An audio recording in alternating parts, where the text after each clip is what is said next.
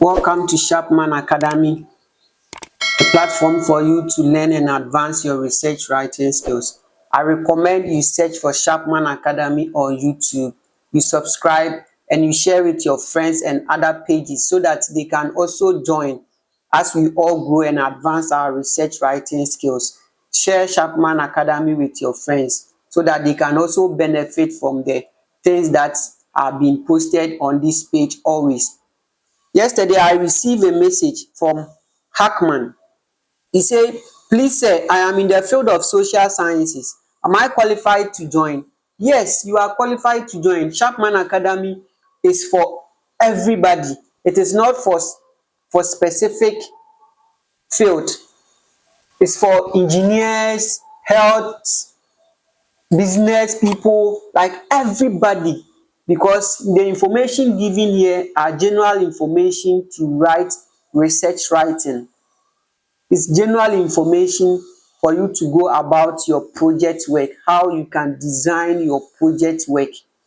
So it's not for specific people. Everybody, every student, career professionals, grant writers, everybody, project managers, it's for everybody in the field of research. So we are in the research method session.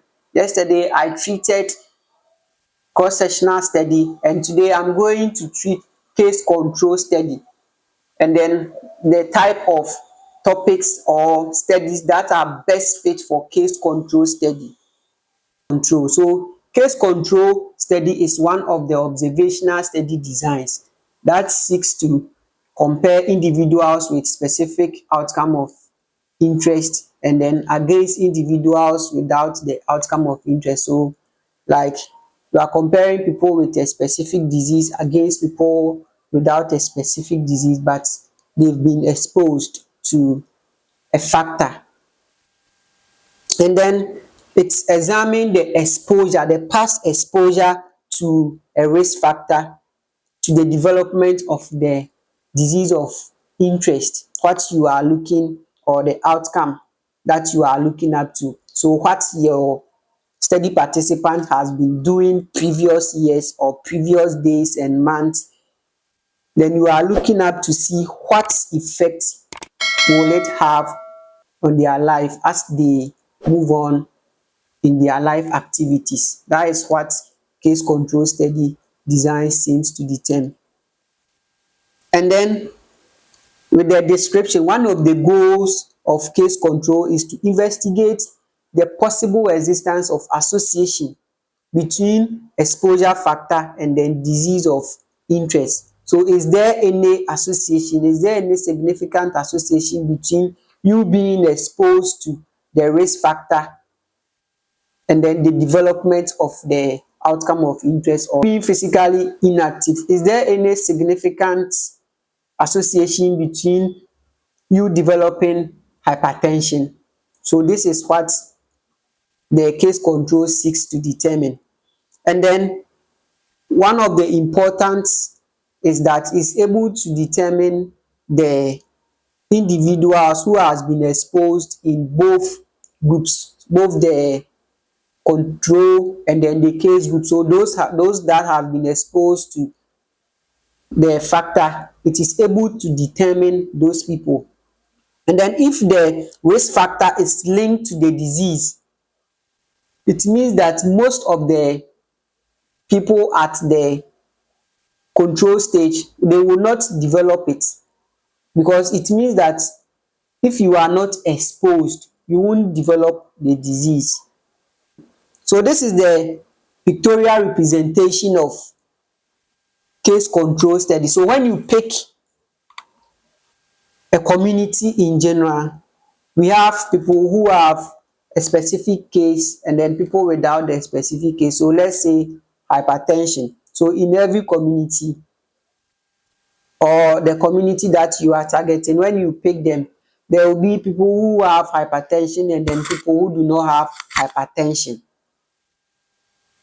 So this is the case and then the control. But among the people who have the hypertension, there are some of them who have been exposed, that is physically inactive, And then there are some of them who also have the hypertension, but they always do physical activity.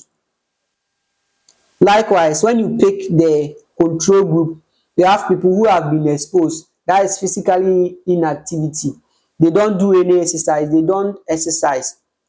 But we have others who have not been exposed, always they do physical activities.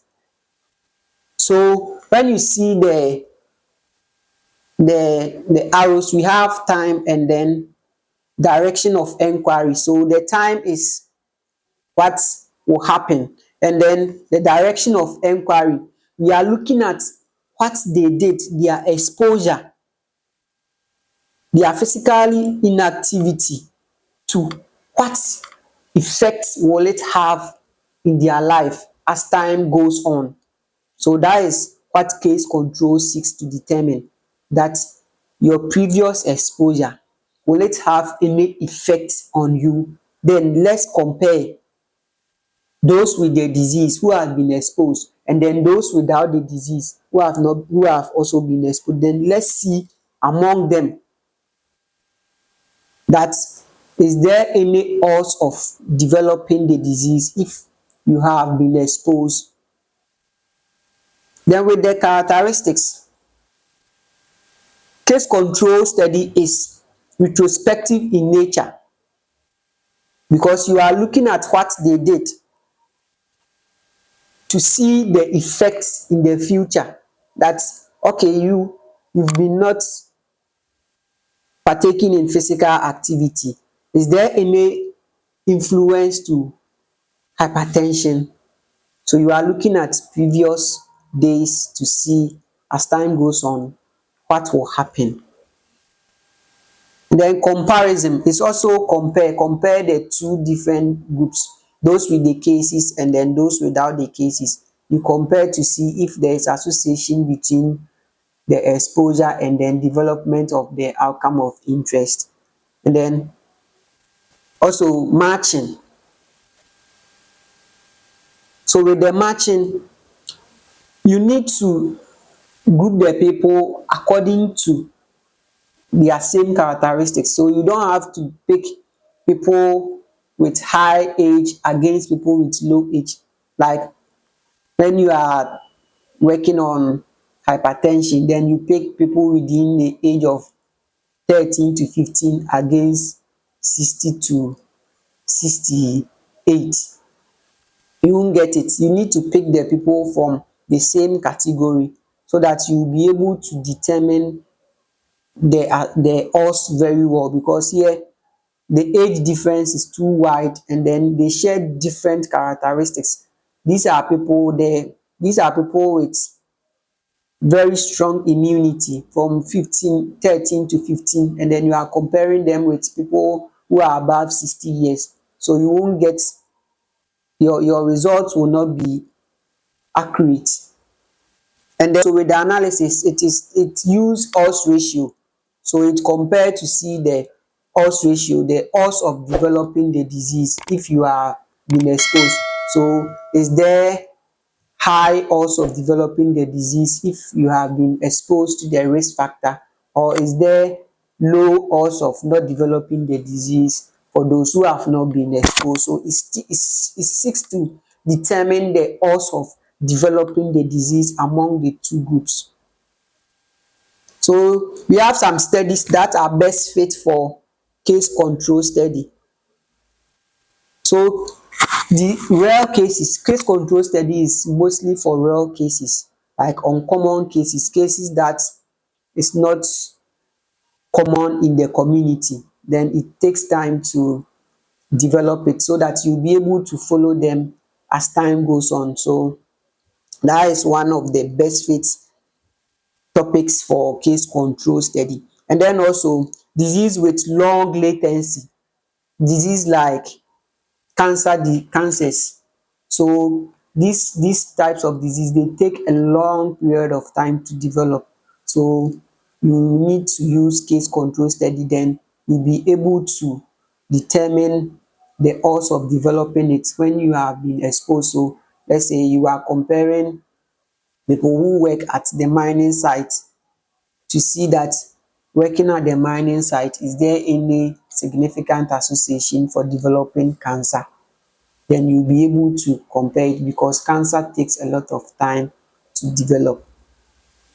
And then also it is able to explore multiple risk factors. It will be able to determine different types of risk factors that contribute to the development of the disease. So it is very good to use case control study when you are looking at multiple risk factors, different types of risk factors. It is good for outbreak investigation. So let's say there is food poisoning at one restaurant, and then you are investigating to see the source of the food poisoning. So maybe you want to check to see if the food poisoning was from a salad that they took. So you pick the people who took salad, and then you compare against the people who did not take salad to see that, oh, let's say the people who took salad, they are the people who are reporting the cases. So it is very good for disease outbreak.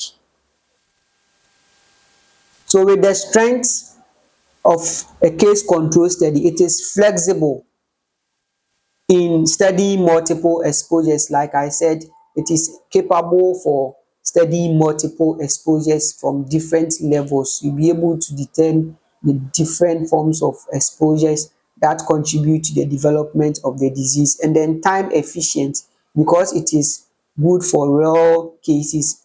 You'll be able to get time to follow them, to know when and how the disease are being occurring.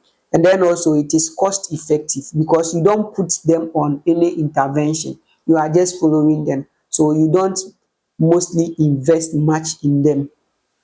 Limitation, temporal relationship issue.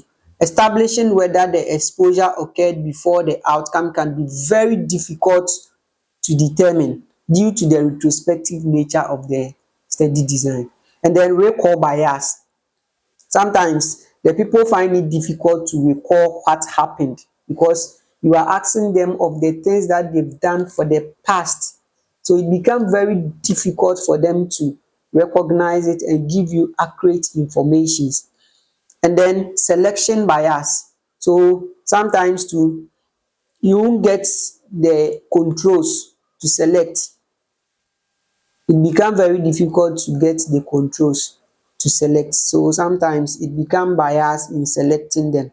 And then confounding factors, like I said, you are comparing people with different age group. Definitely it is going to influence your results. Compounding factors will influence your results. And then lack of direct incidence measure. So in case control study, it is not capable for measuring incidence and prevalence like cross-sectional study will do. So I will end here, and then I will take another study design and then break it down bit by bit for easily understanding. Subscribe to Sharpman Academy on YouTube. Sharpman Academy is for every student and career professionals. I recommend Sharpman Academy for everybody to subscribe. That every day you learn new things about research writing skills. Sharpman Academy. See you there.